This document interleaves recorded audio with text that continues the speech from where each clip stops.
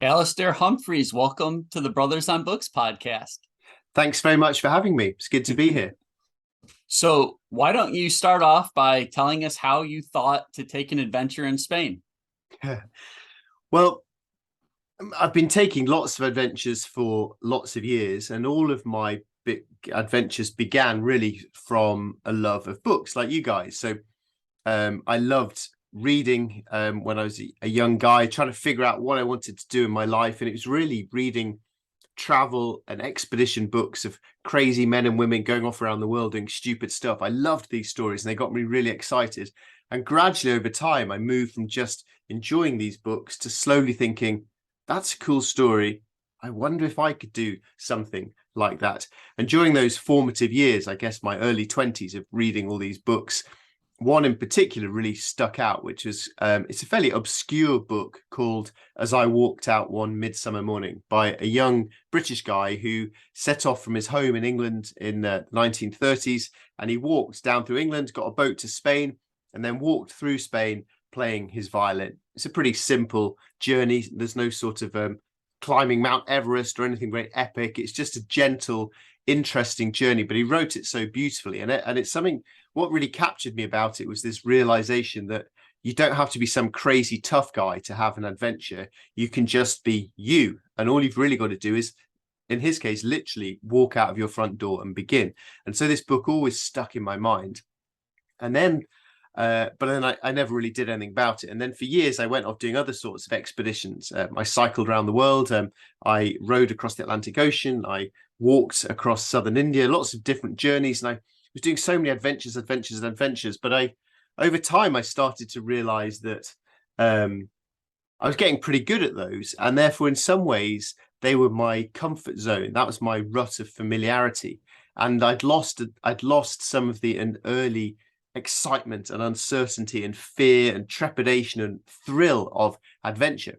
So I started trying to think how I could get that feeling back. And Laurie Lee's book popped back into my head. And the notion of playing a violin in public to earn money just sounded ridiculous to me and terrifying. I can't play the violin. I have no musical talent. And as I was imagining myself trying to do it, I suddenly felt this sort of nervous excitement. And I thought, this is it. Adventure for me isn't sleeping in a tent or cycling thousands of miles. Adventure now, at this time in my life, is standing up in a little village in Spain playing my violin. So I decided to buy a violin, have some lessons, and then try to walk across Spain, which was a very long answer to your question. Sorry. So I think you said you practiced for like, was it six or 8 months? Is that about right? Yeah, exactly. And I thought that I'd 7 months. I thought 7 months of violin practice, I'd be pretty good. Not world class, of course, but I thought I'd be pretty good. It turned out that the violin was much harder than I thought, and I was actually terrible. So you kind of talked about how you were on these like mega adventures in the beginning, and then in the book you kind of touch on this internal struggle of wanting to stay that true adventurer or true adventurer in your mind, at least, versus like this family man. Can you talk a little bit about that and how that's transformed since you wrote the book and finished it? Yeah, so in amongst the big expeditions that I was telling you about, which was I was loving, it was my chance to be this tough guy and go off to crazy parts of the world and just do stupid, dangerous stuff. And I loved it. It was brilliant. And I started to earn a respectable living from doing it. It was just brilliant. But at the same time, parallel to that, real life, I got married, I had kids, and gradually there became this real tension between how can I be this crazy go off adventure guy, and can I also be a good stay-at-home dad? And the answer clearly is no. You can't be both. You can't do both. And that was a real stress and frustration for me for quite a few years. I was really struggling with that. So yeah, trying to resolve this identity of who was I for many years. I built my entire identity around being this adventure guy. And if I wasn't going to do those adventures now because I was staying at home with two little kids, then who was I? If I wasn't that guy, who was I? And I didn't really know. So that became quite an aspect of the book. And to be honest, when I first wrote the book, I didn't write about any of that stuff because throughout all of my years of adventuring, I've kept my adventure life and my real personal life completely separate. I never saw any need for them to mix. So when I wrote the first draft of the Spain book, it was just purely the violin and the adventure. And when I read it back at the end, I thought, this isn't true here. I'm not telling the true story. And really, there's more to all of this than that. So then I had to really just dare myself to write about all this personal stuff, which I'd never ever wanted to really do. But I felt that for the book to work, I had to be honest and write about it. So that then became quite a big part of the book. So I don't exactly remember the timeline, but you cycled around the world for 4 years. And were you married when you were doing that? No. No, Okay. no. I was gonna say 4 years on a bicycle is for the young, the free, and the foolish, I think. yeah, that's fair. So I mean, do you have, I guess you're wearing the shirt, so maybe you want to talk about the micro adventure because I really love that concept that you've brought up. Maybe just sort of expand on that a little bit and how that's Yeah. helped. Okay, so during these years of me doing really big expeditions, I started to earn a living from it by writing books and mostly by giving talks to schools and organizations and companies and talking about adventures.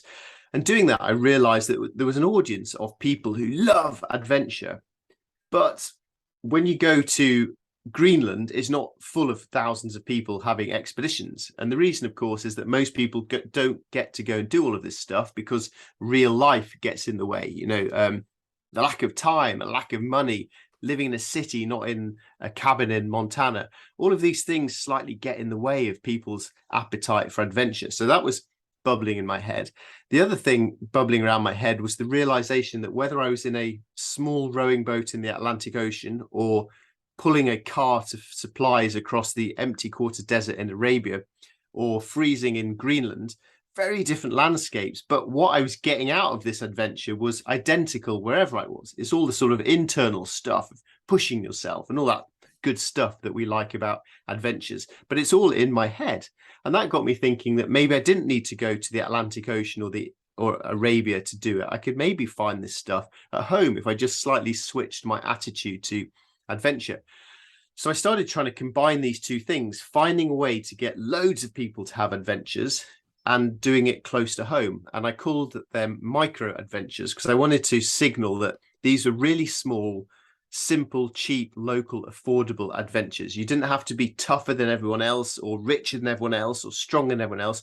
You just had to do whatever was possible for you in your circumstances in life, and remembering always that a little bit of adventure is better than no adventure. So I spent quite a few years doing micro adventures, and they are still quite a big part of my adventuring life. And they're also handily compatible with being a present father and dad. So, Alastair, I think a lot of the listeners that are hearing that, they're like, yeah, I want to go on a big adventure.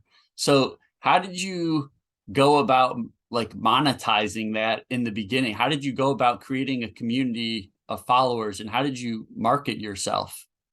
Okay, so in the beginning has to come the adventure. I think before it can become a career, you have to do something interesting first. So first of all, my 5 years when I was at university, I worked evenings in a bar and I saved up money. I saved up the equivalent of about $10,000, and that $10,000 I used to ride my bike around the world for 46,000 miles. So I lived cheap, and that $10,000 lasted me for 4 years. So it's a pretty frugal, big adventure. So I'd done the first thing of having a big adventure. The next thing is you then have to tell the world about it, which then required me writing, starting to do talks for free in like schools and local organizations, Rotary groups, anyone who'd listened to me, church groups, anyone, and gradually start to build up a bit of a reputation of having an exciting story.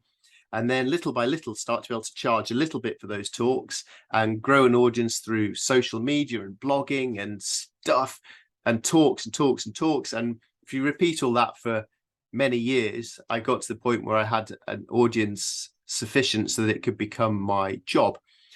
For probably about 10 years, I'd say 80% of my income came from speaking in schools, high schools, elementary schools, just telling the same story 3, 4, 5 times, 6 times a month. And a small percentage came from writing books. And my hope was that over time, I could write more books and spend less time talking about myself, which gets a bit boring. So would you just like, you want to just cold call these schools, or how would you get the original speaking engagements at the venues that you were at? Okay, so we need to go back a little bit even further in time now. So I graduated, I trained to be a teacher. So I was a qualified high school teacher when I decided to go and cycle around the world.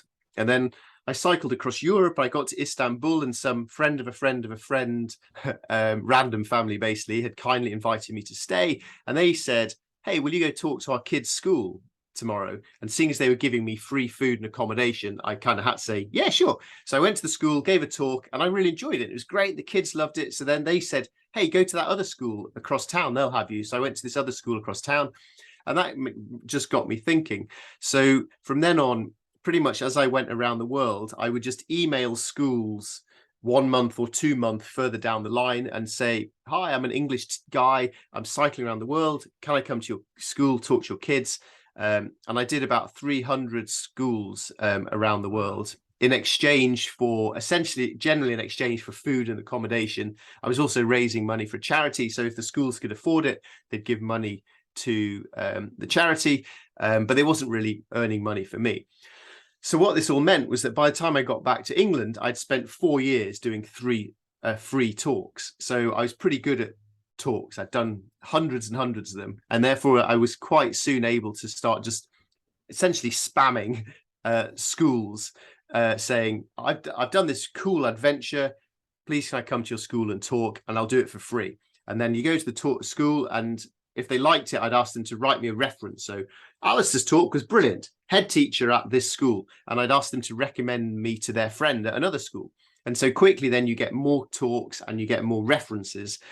And then after a while of that, you can then start to dare to charge $100 for your talk. And then that goes for a while. And then you dare yourself to charge $200. And you keep just going like that until eventually someone goes, no way, I'm not paying that. And that's when you realize what your market rate is. At least that is a good way to figure it out. Well, yeah, exactly. If everyone says yes, you're not charging enough. If everyone says no, you're charging too much.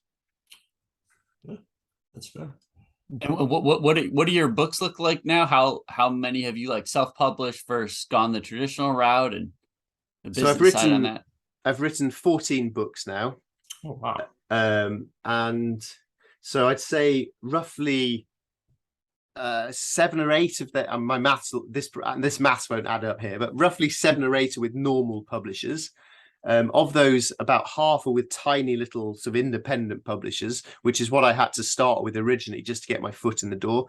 I've done 3 books with HarperCollins, who are a big major publisher, including the Spain book, and then probably 6 or 7 books I've self-published, which nowadays through Amazon, through their Kindle development program, KDP, is insanely easy to do. You literally write a Word document, turn it into their proper format, which takes about half an hour, press go, it uploads onto Amazon, and boom, you have a book for sale to the entire world. It's just an insane system that opens the door for people who have stories to write. So I'm a huge fan of self-publishing now. So I've done the full range. I started with tiny. Actually, I started by trying to get published. I failed. Everyone rejected me. So I self-published my first book about cycling down Africa. That did well enough for a little publisher to pick me up. And I did a few books with a small publisher. And they, I guess, did well enough. So then HarperCollins took me on for a few. And by then, I'd built up enough of an audience to think I didn't really need the big publishers anymore because they're quite annoying. And now I'm moving back to just self-publishing and doing everything myself, which is my preference again these days. So are all your books about your adventures? I would assume, yeah. Yeah. So, and they vary from narrative books like the Spain book, narrative about cycling around the world, narrative about walking across India, and then there's a slightly more how-to books, not quite, but slightly like guidebooks about micro adventures or planning bigger adventures. I've dabbled with the embarrassing world of self-help for a couple of books, and then I've done 5 children's books. And actually, to my surprise, my I wrote a kids book about cycling around the world that called The Boy Who Bikes the World. That's become my best-selling book of all now, which surprised me. So I'm going to try and write more kids books now. Very cool. I think a lot of people are also probably curious on like your systems around like emails, because when you're out on adventures, how are you selling things? How's the social media operating when you're out on these adventures? Well, anyone interested in that question should read my book called Ask an Adventurer, which is my attempt to answer all these questions like how do you get talks? How do you get paid? How do you how do you start a podcast? There's a chapter in that. So that I've written a whole book about that sort of stuff. But essentially, if you want to make adventuring your job, you have to really enjoy all the stuff that isn't just adventure, because of course, not much time is spent out on adventure, and a lot of time is spent on emails and scheduling social media posts, scheduling blogs. And what I try and do in a nutshell is do everything in batches. So I try and write all my, say, Instagram posts for a month, and then I schedule them using a program called Later. I try and write all my blog posts for a month and spread them out. I do a few newsletters, and I try and make them automated in that you get email 1, a week later, then email 2 pops up, and so on. So really just trying to automate my life to minimize time at computer and maximum time out on my bike. Cool. Very cool. So I guess sort of back to the Spain adventure. Yeah, we've gone off on a detour. That's cool. What was your favorite like busking experience? I mean, what was your favorite? Did you have a favorite song you were playing, or did you have one song that was bringing in the most money, I guess? Well, I should say that before I went, I imagined I'd 7 months. So I thought I'd learn a couple of Spanish flamenco songs, a couple of Bob Dylan songs to make me look clever, a bit of Bruce Springsteen, because I love Bruce, Okay, yeah, and a Bruce few is songs good. like that. But in reality, I just got the terrible little songs that all the other 6-year-old kids learn when they first begin, which are just the tiny little ditties, and they last about 20 seconds. And I could play 5 of these 20 to 30-second songs by the time I went. When I say play, it probably sounds false modest if I say I'm not very good. British people are supposed to be false modest, but actually I was utterly useless. If you look on YouTube, my Midsummer Morning on YouTube, you can hear just how awful I am. I really am going. And so to stand up in a town square in Spain playing this badly was just so embarrassing. So you say, what was your favorite busking experience? It really was an exercise in masochism. It was terrifying, it was humiliating, it was deeply embarrassing. And on top of that, I made things hard for myself by not having any money with me. I didn't have a credit card or any cash. So if I wanted to eat today, I had to earn some money. So it was really necessity forcing me. And standing up to play the violin in town square, certainly in the first few days, is one of the most embarrassing, frightening things I've ever done in my life. It was ridiculous. But it was also incredibly thrilling when some kind stranger walks by and drops a little coin in your open violin case. I mean, that is just such an incredible thrill. There's the thrill that I'm going to eat today. Yes, I can go and buy some bread, or yes, I can buy a banana. But there's also this wonderful thrill that you get on traveling, which is that connection with other people from other places, strangers in other cultures and other countries, people you've never met before and will never meet again. And made even more random in the case of busking, because 1, I was really bad, so they were just being kind, and 2, pretty much always people just walk past, drop a coin, often don't even really look at you, and walk on. So it's just this flash of kindness from a stranger in another country, and then they're gone. And that is just such a joyful, joyous, uplifting experience. It really was magical. And when you got a coin, then I'd get so greedy and addicted, like, whoa, this is amazing, I've earned 20 cents. If I keep going, I can get 40 cents. I'm rich. This is so exciting. And it was a properly thrilling experience. Now, are there any people you still stay in touch with that you met? Because it did sound like you had some cool, shindigs with people. No, the Spain. Not from the Spain trip. No, there isn't really anyone I keep in touch with. It was very much a fleeting experience, and quite often when you're traveling, you have these chance encounters where you meet people, and then I think because of the fact you're strangers connecting over something, you get really close and you become really good friends really fast. And I mean, really, like over the course of half an hour or possibly an evening or so. And then the next morning you say adios and you walk down the road with your violin on your back, and you will never see him again and your lives move on. And I used to find that quite sad, but actually now I just quite like that. It's just the nature of encounters on the road. If we agreed to meet up now and went out for dinner in London, we're probably not that similar people, really. We don't have much to talk about. So I quite like just leaving it, the magic of the road, and then moving on. So you never have any desire to stay in contact with these sort of just chance encounter like connections you make? Well, so over my years of doing journeys, it varies a lot. I've made some really good friends from people who I've stayed with on adventures. So, for example, when I was cycling around the world, I got invited to stay with a photographer in Kazakhstan. We became really good friends, and we later went on an expedition and crossed Iceland together. So yeah, when we do stay in touch, I love that. But it's rarely as much as that. Quite often, it's people follow you, put nice comments on Facebook, and I reply, go, "Oh yeah, hi, nice to see you. Thanks so much for that paella you bought me or something." So yeah, I really like it when it happens, but I don't feel sad when it doesn't happen either. So for someone that's been to so many places, what's been like your favorite spot if someone were to ask you? Oh, well, I mean, I've been to, I don't know, 90 or so countries now on adventures. And so my answer to this question is different pretty much every time I get asked it. And I think that really is just a reflection of the mood I'm in at the time. But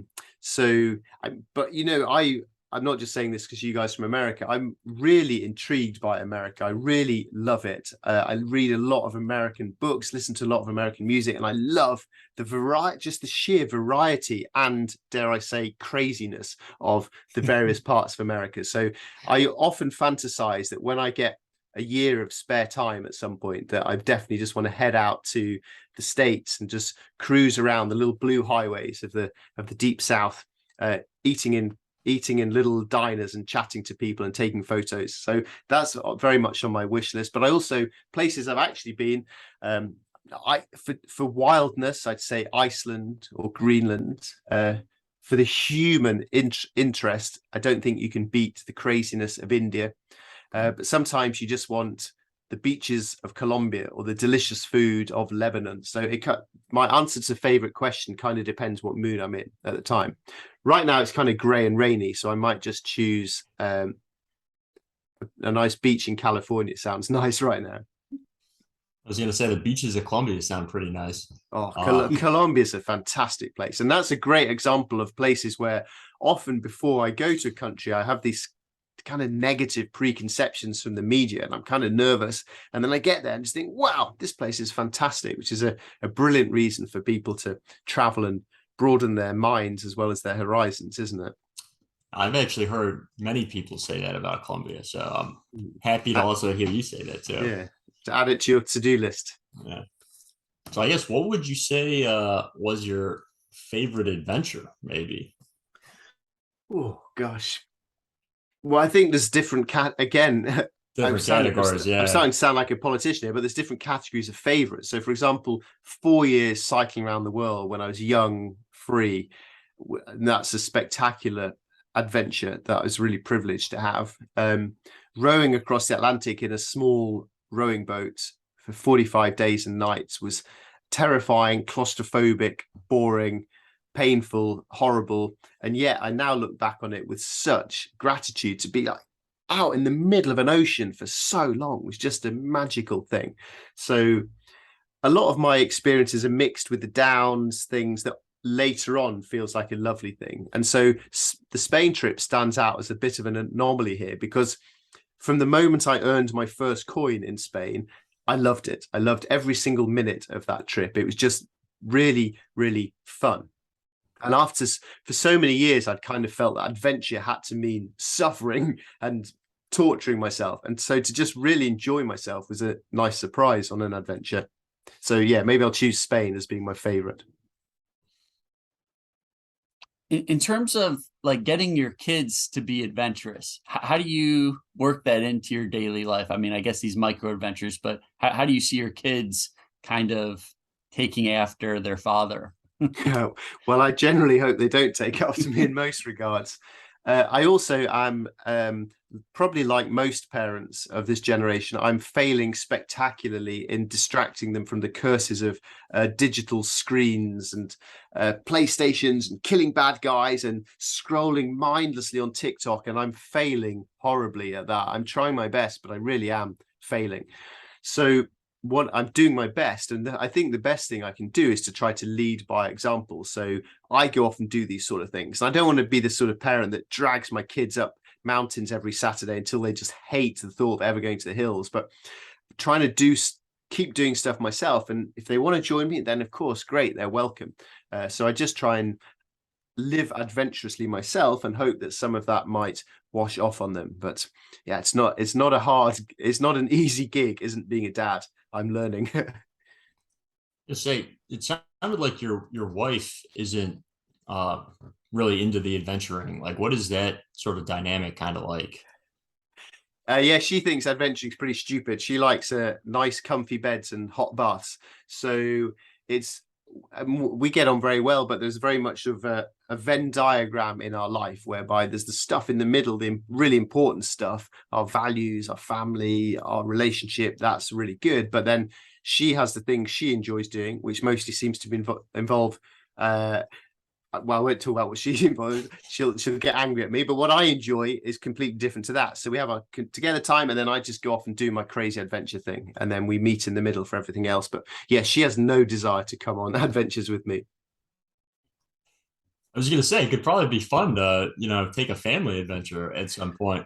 Yeah, well, if people are listening and they're interested in family adventures, it doesn't take much looking around on Google to find families cycling around the world, driving around the world, sailing around the world. So there's all sorts of stuff, and there's actually a brilliant website for the micro adventuring stuff. It's based in the US called 1,000 Hours Outside, which is a really good podcast about trying to encourage you to spend 1,000 hours outside in a year, and that's aimed at trying to encourage kids into having more outdoor experiences, getting away from the screens. Yeah, it's hard. Yeah, and ironically, there is also an app for the 1,000 Hours Outside, which seems to be missing the point somewhat. Well, you gotta track the hours, otherwise, how do you know how many hours you spent outside? Yeah. Well, Alastair, this has been great. Where can people go to find more about you and all your books? And well, having spent 20 years showing off about myself on the internet in order to make it a viable career, you can pretty much find me wherever you choose to go. So I'm on all sorts of social medias. I have alastairhumphreys.com, I have newsletters, but then my books on things like Amazon or from bookshop.org if you prefer to get your books from there. But and then the audio books on Audible. So it should be pretty much wherever you want. And then the videos are on YouTube. awesome. Great. Well, it's been a pleasure having you. Thank you so much for coming on. The book, My Midsummer Morning, was an enjoyable read. Cool. So, yeah, well, thank you very much. How did you come across the book, by the way? I'm always fascinated when my book stretches beyond my little shed outside London out into corners of the world. Yeah, so I actually saw your video at the Banff Film Festival when it came to Charlotte, and your video just really stuck out to me. I think it was one of 6 or 7 that were shown, and I'm like, man, that's a great story, and it's like relatable too, because it feels a little more attainable than like some of the people, trekking across Iceland or Greenland. It just seemed a little more like I could relate to that. Oh, cool. I'm getting chosen for the Banff Film Festival. Was such an honor for me. I love that. But it also amuses me that my film presumably was the real stupid film of the evening compared to all these crazy hardcore people. And then I guess you've also noticed then that the film is very different to the book, as we talked about earlier, but the film is just happy adventure guy having a stupid adventure, whereas the book felt I needed to go a bit deeper than that. Yeah, I like how you added a lot of the personal kind of like internal struggles in the book that we couldn't really see in the movie. Yeah. Cool. So, But you did get to hear quite how bad I was at the violin. yeah, that's Sesame Street Sesame song, Street, right? yeah. Yeah. Yeah. My speciality, yeah. So I have to say, and I hope this isn't insulting, but in the book, you talk about how bad you are. And I read the book before I watched the movie, but then when I watched the documentary, it sort of then truly clicked. So Yeah, I found that really hard in writing because I really did need to emphasize, look, I am totally suck. But I found it really hard to explain in the book quite how bad I was. I think I need a link in the book to go listen to this first. But the Muppet song was discernible. I definitely could tell that was the Muppet song. So. Yes, yeah. Well, that's my best tune. That's my big earner. I mean, everyone likes the Muppets, so yeah. Yeah. So I guess with that said, please reach out to us at brothersonbooks@gmail.com for any book recommendations, or if you'd like to be a guest host for a particular book you have in mind. A great review or rating on whichever platform you're listening to this would be greatly appreciated. And lastly, if you can think of any friend, family member, or coworker that might like this episode, please pass it along. And Alastair Humphreys, once again, thanks for coming on. Thank you for having me. It's been a pleasure.